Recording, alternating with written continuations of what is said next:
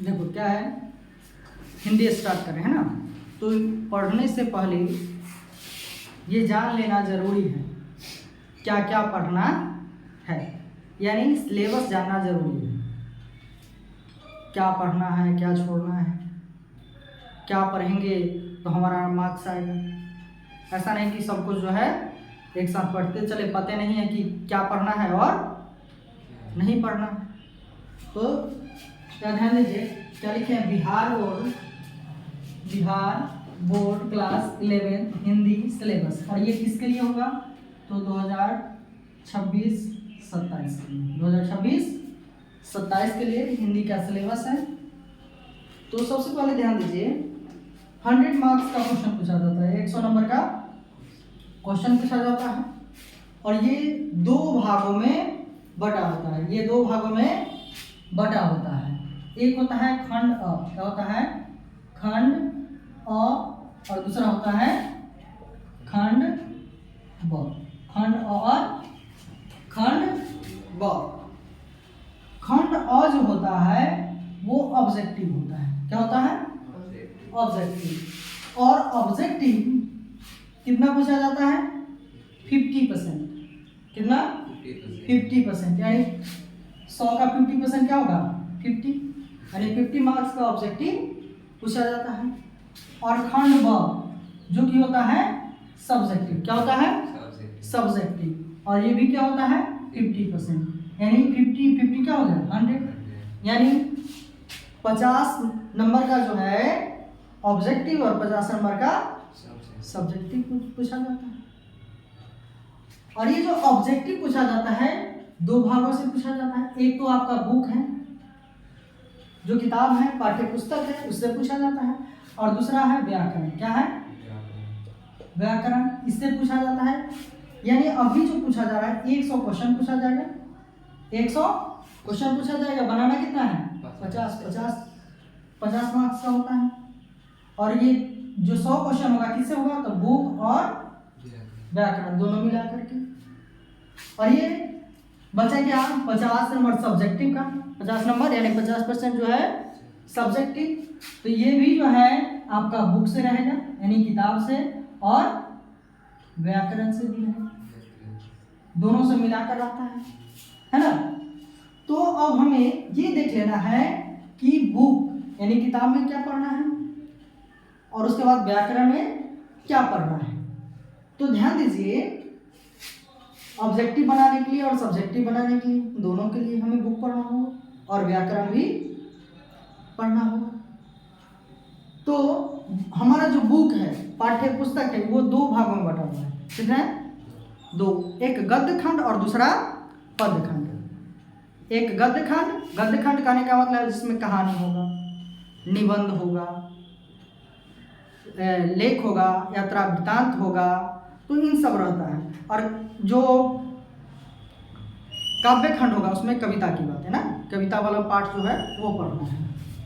तो ध्यान दीजिए, सबसे पहले स्टार्ट करते हैं क्या, गद्य खंड। क्या है, गद्य खंड। और गद्य खंड में हम लोग पाठ और उसके लेखक को भी याद करते चलेंगे। लेखक कहिए, रचनाकार कहिए। तो जो आपका फर्स्ट पार्ट है, चैप्टर है, वो है क्या, उसकी रात। क्या है, उसकी रात। जैसा आप लोग जो है 10th में फर्स्ट चैप्टर, सेकेंड बुक का, इंग्लिश के सेकेंड बुक का फर्स्ट चैप्टर पढ़े थे, याद है, जनवरी नाइट। तो उसको हिंदी में बोला जाता है उसकी रात। और इसके लेखक कौन है, राइटर कौन है, रचनाकार कौन है, तो इसके जो रचनाकार हैं वो है प्रेमचंद। कौन है, प्रेमचंद। रचनाकार कौन है, प्रेमचंद है। अब ध्यान दीजिए, दूसरा जो चैप्टर है, दूसरा पार्ट है, वो क्या है, कविता की परख। कविता की परख, इसके लेखक कौन है, रामचंद्र शुक्ल है। तीसरा चैप्टर है, तीसरा पार्ट है, आंखों देखा गदर। इसके लेखक है विष्णु भट्ट वर्षाइकर। उसके बाद आता है बेजोर गायिका लता मंगेशकर। बेजोर गायिका लता मंगेशकर, इसके लेखक हैं कुमार गंधर्व। कौन है? कुमार गंधर्व। उसके बाद है चलचित्र, चलचित्र सत्यजीत राय। कौन लिखे हैं? सत्यजीत राय। जैसे 10th के जो है इंग्लिश बुक में आप पढ़े थे, what is wrong with Indian film, what is wrong with Indian film, तो वही फिल्म मीन्स फिल्म को हिंदी में कहा जाता है चलचित्र। क्या कहा जाता है? चलचित्र। तो चलचित्र के लेखक क्या है? सत्यजीत राय। उसके बाद है मेरी वियतनाम यात्रा, मेरी वियतनाम यात्रा, इसके लेखक है भोला पासवान शास्त्री, भोला पासवान शास्त्री। 7वां चैप्टर है वो है सिक्का बदल गया, सिक्का बदल गया, इसके लेखक कौन है? कृष्णा सोबती। कौन लेखक है? कृष्णा सोबती। उसके बाद है उत्तरी स्वप्न परी, उत्तरी स्वप्न परी हरि क्रांति, उत्तरी स्वप्न परी हरि क्रांति, इसके लेखक कौन है? फणीश्वर नाथ रेणु। कौन है? फणीश्वर नाथ रेणु। अभी 8 चैप्टर हुआ है, 4 चैप्टर इसमें और है बचा हुआ। उसके बाद फिर जो है पद्यखंड के जो है चैप्टर और राइटर को देखेंगे, है ना। तो अभी 8 इसका बचा हुआ है, वो बताते हैं।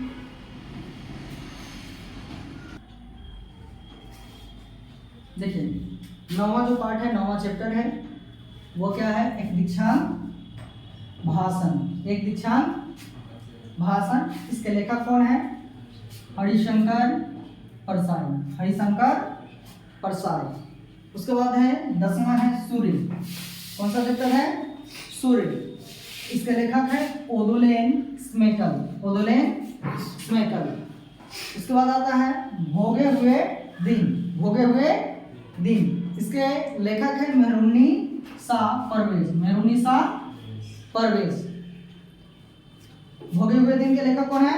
मेहरुन्नी शाह परवेज। उसके बाद है गांव के बच्चों की शिक्षा, गांव के बच्चों की शिक्षा, इसके लेखक हैं कृष्ण कुमार, कृष्ण कुमार। तो ये 12 चैप्टर, कितना? 12, ये गद्य खंड का है, गद्य खंड, गद्य खंड का, किसका? गद्य खंड का। और ये जो चैप्टर है बिहार बोर्ड 11th के जो है हिंदी बुक है दिगंत, कौन सा? दिगंत, दिगंत भाग 1, दिगंत भाग 1 इसका है ना। और दिगंत भाग 2 हमें 12th में पढ़ना है। तो अच्छा एक चीज बताइए, दिगंत होता क्या है? दिगंत क्या है? दिगंत किससे कहते हैं? दृष्टि की पहुंच की अंतिम सीमा पर वह गोलाकार स्थान जहां पृथ्वी और आकाश, पृथ्वी और आकाश मिलते नजर आते हैं, उसे ही दिगंत कहा जाता है। जैसे आप देखिएगा तो कुछ दूरी पर लगेगा क्या कि पृथ्वी और आकाश मिल रहा है, पृथ्वी और आकाश मिल रहा है, ऐसा दिखाई देता है, इसी को कहा जाता है क्या? दिगंत। क्या कहा जाता है? दिगंत कहा जाता है।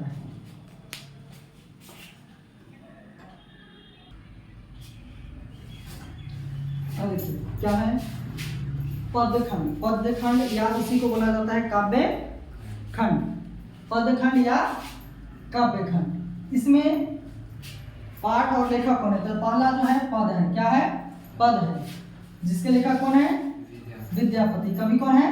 विद्यापति। दूसरा भी पद है, जिसके कवि हैं कबीरदास, कबीरदास कवि। तीसरा ये भी पद है, जिसके कवित्री हैं मीराबाई। कौन है? मीराबाई। चौथा ये भी है पद, जिसके कवि कौन है? सहजोबाई। कौन है? सहजोबाई। उसके बाद है भारत दुर्दशा, भारत दुर्दशा, इसके कवि कौन है? भारतेंदु हरिश्चंद्र, भारतेंदु हरिश्चंद्र। उसके बाद है झंकार, झंकार के जो कवि हैं वो है मैथिली शरण गुप्त, मैथिली शरण गुप्त। उसके बाद है 7वां तोड़ती पत्थर, तोड़ती पत्थर, इसके कवि कौन है? सूर्यकांत त्रिपाठी, सूर्यकांत त्रिपाठी। उसके बाद है बहुत दिनों के बाद, बहुत दिनों के बाद, इसके कवि कौन है? नागार्जुन। बहुत दिनों के बाद इसके कवि कौन है? नागार्जुन। उसके बाद है गालिब। गालिब इसके कवि कौन है? त्रिलोचन। त्रिलोचन। उसके बाद है जगन्नाथ। जगन्नाथ के लेखक कौन है? कवि कौन है? तो केदारनाथ सिंह। केदारनाथ सिंह। उसके बाद है पृथ्वी। पृथ्वी के कवि कौन है? तो नरेश सक्सेना। नरेश सक्सेना। उसके बाद है मातृभूमि। मातृभूमि अरुण कमल। अरुण कमल। तो ये 12 ये काव्य खंड कहिए या पद खंड कहिए, इस चैप्टर के तो मुख्य रूप से ध्यान दीजिए, मुख्य रूप से जो आपको चैप्टर है पद खंड में 12 प्लस गद्य खंड में 12 और पद खंड में 12 24 और 3 चैप्टर जो है एक्स्ट्रा दिया रहता है किताब के अंत में, जो कि प्रतिपूर्ति के रूप में रहता है। किसके रूप में? प्रतिपूर्ति। जिसमें पहला चैप्टर है पागल की डायरी। पागल की डायरी। इसके लेखक हैं लू शुन। लू शुन। उसके बाद है नया कानून। नया कानून। इसके लेखक है सादत हसन मंटो। सादत हसन मंटो। उसके बाद तीसरा जो है सफेद कबूतर। सफेद कबूतर जिसके लेखक कौन है? नुगेन पांग थान। नुगेन पांग थान। तो 12 24 और 3 कितना हो गया?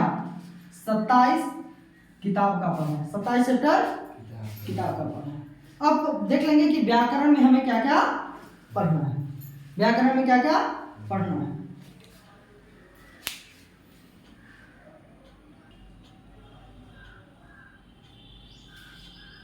आप जान लीजिए बुक के बारे में, तो जाने बुक में क्या क्या पढ़ना है ना। अब व्याकरण में हमें क्या क्या पढ़ना है। तो व्याकरण में देखिए सबसे पहला जो टॉपिक है वो है भाषा, लिपि एवं व्याकरण। भाषा, लिपि एवं व्याकरण। उसके बाद है वर्ण, शब्द, संज्ञा, सर्वनाम, विशेषण, क्रिया, काल, वाक्य, संधि, समास, उपसर्ग, प्रत्यय, लिंग। लिंग मतलब लिंग निर्णय। क्या? लिंग निर्णय। उसके बाद है वचन, कारक, पदबंध। वचन, कारक, पदबंध, विलोम शब्द, पर्यायवाची शब्द, अनेक शब्दों के लिए एक शब्द, मुहावरे या लोकोक्तियां, शुद्ध शब्द, शुद्ध वाक्य, निबंध, पत्र लेखन और संक्षेपण। अब ध्यान दीजिए इसमें जो हम पढ़ेंगे जो भी डिफिनीशन पढ़ेंगे, जिसका जो है परिभाषा पढ़ेंगे, तो कभी कभी परिभाषा भी पूछ दिया जाता है। किसमें? सब्जेक्टिव में। किसमें? सब्जेक्टिव में। लेकिन ये मुख्य रूप से जो 3 टॉपिक है कौन कौन? निबंध। कौन सा? निबंध। निबंध ये आपको पूछेगा किसमें?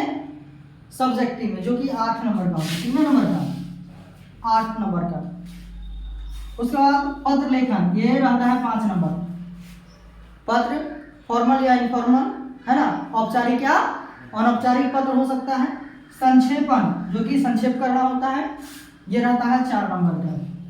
तो इस प्रकार से पूछा जाता है। बात बाकी समझिए कि ऑब्जेक्टिव में पूछा जाएगा, लेकिन ये मुख्य रूप से जो 3 टॉपिक है ये किसमें?